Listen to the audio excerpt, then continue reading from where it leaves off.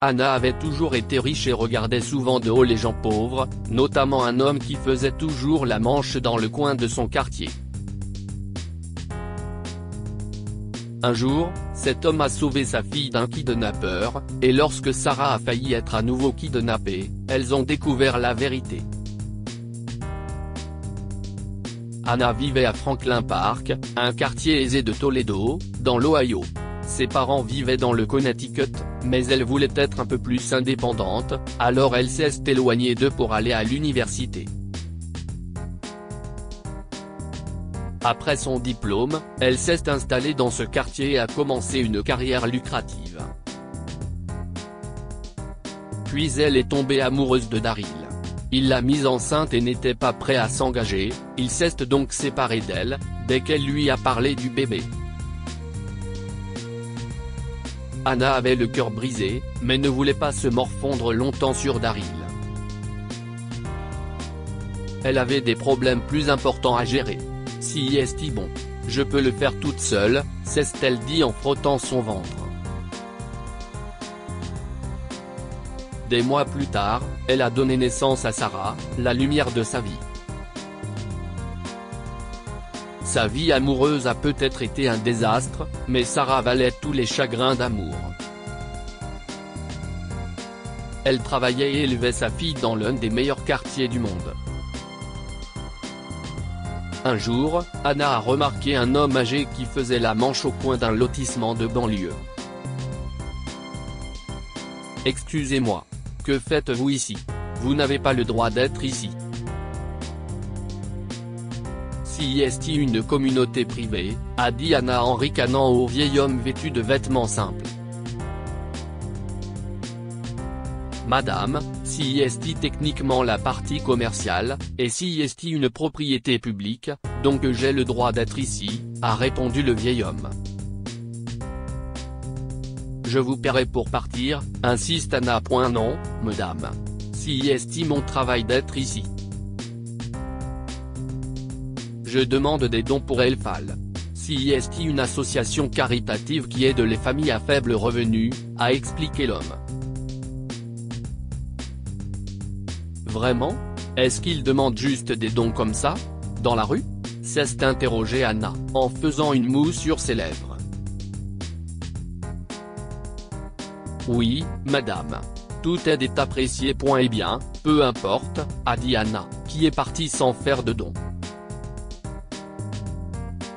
Elle ne croyait toujours pas l'homme, et a décidé d'enquêter davantage auprès de l'H. OA. Le président de l'association lui a dit qu'il n'y avait rien à faire. Anna ne voulait pas faire de don à l'homme et s'est plainte que la valeur de leur propriété diminuerait avec sa présence. Chaque fois qu'elle passait près du vieil homme, elle ricanait, et une fois, elle a même donné un coup de pied dans sa boîte à dons accidentellement. Mais après quelques semaines, elle l'a surtout ignoré, surtout parce qu'elle était distraite par Sarah. La petite fille avait eu 7 ans cette année-là, et avait commencé à poser des questions sur son père. Anna a essayé d'expliquer qu'elle n'avait pas de père. Mais tout le monde à l'école a un père. Comment se fait-il que je n'ai pas? A demandé Sarah, confuse. Je suis désolée. Mais il n'y a que moi. Tu n'as qu'une mère, et si est tout, a répondu Anna, exaspérée. Sarah a laissé tomber le sujet, et est sortie jouer dans le jardin. Mais quelques minutes plus tard, Anna a regardé par la fenêtre et a vu l'homme plus âgé tenant la main de sa fille. « Que faites-vous avec mon enfant?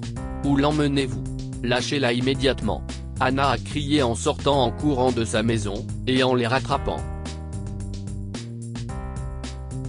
Elle a éloigné Sarah de l'homme, qui tenait ses mains en l'air dans un geste de supplication. « Madame, calmez-vous. Laissez-moi vous expliquer la situation, a-t-il commencé. « Quelle situation? Que vous êtes un pervers qui touche ma fille », a-t-elle poursuivi avec colère. Maman, écoute l'homme, a supplié Sarah. Anna s'est calmée car sa fille n'était pas en détresse. Finalement, l'homme plus âgé a parlé. Madame, je passais devant votre maison parce que je devais traverser pour rejoindre l'autre arrêt de bus, quand j'ai vu un homme étrange qui observait votre fille. Je suis ici depuis un certain temps et je connais la plupart des gens qui vivent dans le quartier. Cet homme ne vit pas ici, a commencé le vieil homme. Oh mon Dieu, Anna a halté. Chérie, si est-ce vrai? Oui, maman. L'homme m'a appelé, et il avait l'air vraiment effrayant, a ajouté Sarah. Alors j'ai commencé à parler à votre petite fille et j'allais l'emmener jusqu'à votre porte d'entrée quand vous êtes sorti en courant, a poursuivi le vieil homme. Mais j'ai aussi remarqué que l'homme est monté dans sa voiture dès que vous êtes sorti. Vous ne l'avez pas vu? Non. J'étais trop occupé. Je suis vraiment désolé. Je vous en prie, pardonnez-moi, a marmonné Anna, embarrassée. Je vous en prie, entrez. Laissez-moi vous offrir du thé. L'homme plus âgé a accepté. Pendant qu'il sirote le thé, Anna lui a posé des questions sur sa vie, et sur l'organisation caritative pour laquelle il travaille. Elle a appris qu'il s'appelait Morgan Stevens, et qu'il était un homme humble qui veut aider les autres. Après avoir entendu son histoire, Anna s'est excusée de la façon dont elle l'a traité. Monsieur Stevens a accepté ses excuses, et est parti en leur souhaitant bonne chance. Cette nuit-là, Anna a fait don d'une somme importante à l'association caritative, en utilisant son site web. Mais elle n'aurait jamais imaginé que l'homme plus âgé sauverait à nouveau sa fille. 2 jours plus tard, Anna a entendu des cris alors qu'elle était dans la cuisine. « Éloigne-toi de cette petite fille tout de suite », a crié Monsieur Stevens. « Ce ne sont pas tes affaires, vieil homme. Je prends cette fille », a répondu l'homme étrange, en tirant sur le bras de Sarah et en essayant de la faire monter dans sa voiture noire. Mais Stevens la tenait fermement. « J'appelle la police tout de suite », Anna a crié en sortant de chez elle avec son téléphone à l'oreille. L'homme étrange a levé les yeux. « Anna, ne fais pas ça. S'il te plaît », l'a-t-il supplié. Les yeux d'Anna se sont agrandis quand elle a reconnu la voix. Puis elle a regardé l'homme de plus près. « Je n'arrive pas à y croire », a-t-elle soufflé. « Stevens, pouvez-vous emmener ma fille dans la maison quelques instants, s'il vous plaît? »« Oui, madame. »« Voulez-vous que j'appelle aussi la police ?» a demandé Monsieur Stevens en regardant l'homme avec dédain. « Non, je vais m'en occuper », a répondu froidement Anna. Elle n'a pas quitté l'homme des yeux pendant que Monsieur Stevens et Sarah entraient à l'intérieur.